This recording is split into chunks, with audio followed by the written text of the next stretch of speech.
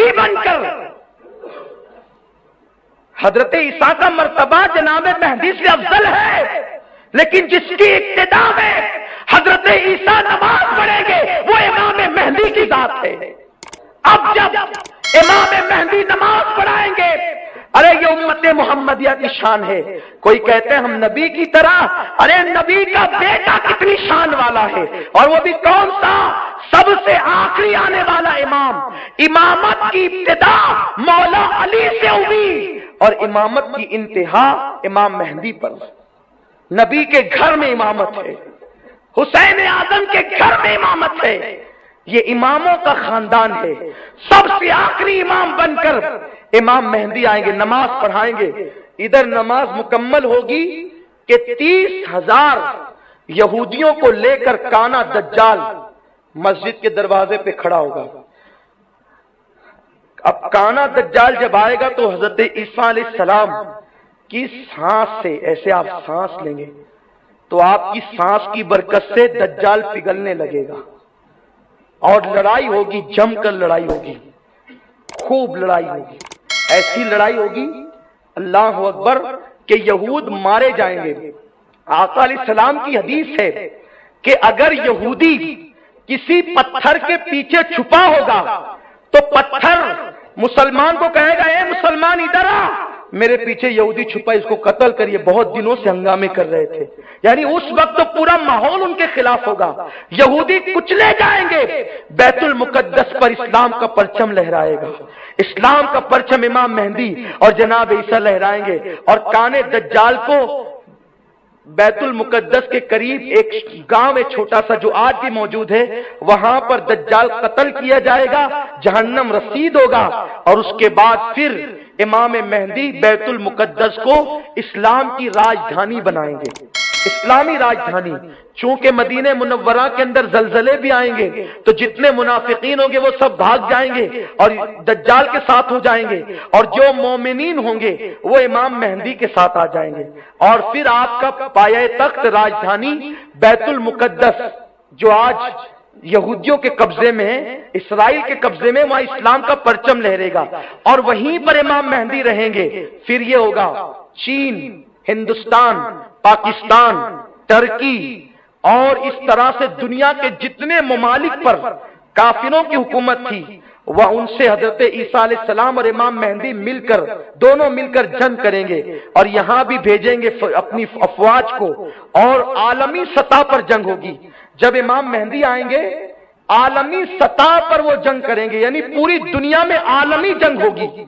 ये गालिबन तीसरी आलमी जंग होगी। 2 जंगें तो हो चुकी आलमी, अब तीसरी आलमी जंग होगी और उसके बाद कयामत कायम होगी। तो पूरी दुनिया में जंग होगी और उस जंग के अंदर 6 लाख लोग कत्ल किए जाएंगे। वो इतनी बड़ी जंग होगी, 6 लाख लोग कत्ल किए जाएंगे और फिर एक दिन आएगा पूरी दुनिया पर इस्लामी हुकूमत होगी। इमाम मेहदी सिर्फ 6 साल या 7 साल की कलील मुद्दत में पूरी दुनिया पर इस्लाम का परचम लहरा देंगे और इस्लाम इस्लाम होगा। उस वक्त हाल ये होगा कि सांप और बिच्छुओं से इंसानों के बच्चे खेलेंगे, लेकिन सांप और बिच्छू डंक नहीं मारेंगे। उस वक्त इतनी बरकत होगी कि एक ऊँटनी का दूध अगर दोहा जाएगा तो पूरे खानदान को पिलाया जा सकेगा, इतनी बरकत आ जाएगी। एक अनार के साए में, उसकी छतरी में पूरा खानदान रह सकेगा, इतनी बरकत हो जाएगी। और फिर शेर और बकरी एक साथ एक घाट में पानी पिएंगे। इस्लाम इस्लाम होगा, सच्चाई सच्चाई होगी, बरकत ही बरकत होगी, इतनी दौलत होगी। कोई किसी को दौलत देगा तो बोलेगा नहीं नहीं आप रखिए, मेरे पास अल्लाह ने बहुत दिया है। उस वक्त तो लोग तमन्ना करेंगे काश ये कब्र से हमारे बाप दादा जो मोमिन दुनिया से गए ये उठ जाते और ये आज की राहतें देख लेते, आज का आराम देख लेते, आज का सुकून देख लेते। ऐसा माहौल होगा। फिर अल्लाह अकबर, शान ही शान होगी। अब इसमें मैं तवील गुफ्तगू क्या करूं, इमाम मेहदी पर मैंने गुफ्तगू की। फिर ये होगा हजरत ईसा अलैहिस्सलाम शादी करेंगे, क्योंकि बगैर शादीशुदा उठाए गए ना आसमान पे, शादी करेंगे और शादी करने के बाद जनाब ईसा अलैहिस्सलाम मदीने मुनव्वरा जाएंगे, आका की बारगाह में हाजिरी देंगे, वहां सलाम करेंगे आका को। आका अपनी कब्र अनवर से उस वक्त भी जवाब عطا فرمائیں گے۔ عیسیٰ علیہ السلام مدینے شریف میں رہیں گے اور پھر وہیں پر حضرت عیسیٰ علیہ السلام کا وصال ہو جائے گا، اور حضرت عیسیٰ علیہ السلام کا جب وصال ہوگا تو وصال عیسیٰ کے بعد ابھی رسول اللہ کے قبہ خضرا میں 3 مزارات تھے، ایک آقا کا، ایک جناب صدیق اکبر کا، ایک جناب فاروق اعظم کا، لیکن ایک مزار کی جگہ ابھی بھی خالی ہے۔ تو جناب عیسیٰ علیہ السلام مدینے شریف میں پردہ فرمائیں گے، اور جب مدینے منورہ میں پردہ فرمائیں گے تو حضرت صدیق، حضرت عمر، ان کے بازو میں حضرت عیسیٰ علیہ السلام کا مزار بنایا جائے گا، وہ وہاں آرام کریں گے۔ اس کے بعد امام مہدی بھی اپنی زندگی کے 40 سال مکمل کر کے 80 سال کی عمر میں امام مہدی کا پردہ ہو جائے گا۔ آپ دنیا سے تشریف لے جائیں گے، 80 سال کی عمر میں پردہ فرمائیں گے۔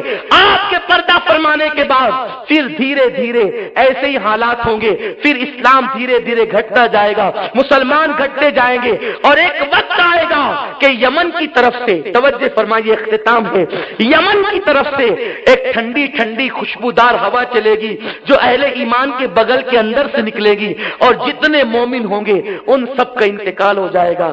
اب زمین پر صرف کافر بچیں گے، صرف منافق بچیں گے۔